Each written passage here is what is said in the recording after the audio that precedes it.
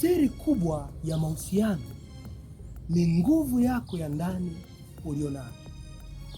Ndiyo maana kabla Yesu hajaanza kuwa na uhusiano na ulimwengu, alitafuta nguvu za Roho Mtakatifu. Kabla mitume hawajaanza kuhusiana na ulimwengu, walitafuta nguvu ya Roho Mtakatifu. Nguvu ulionayo ndani yako ndio inayoamua uhusiane na vitu vingi kiasi gani. Yeyote ambaye unaona ana mahusiano makubwa na watu, jua nguvu yake ya ndani ni kubwa sana. Kwa hiyo ili uhusiane na watu, tafuta nguvu ya Roho Mtakatifu ndani yako. Nguvu ndiyo itakao kusaidia kustahimili magumu utakaopitia katika uhusiano wako. Nguvu ndiyo itakao kusaidia kusamehe. Nguvu ndiyo itakao kusaidia kuachilia.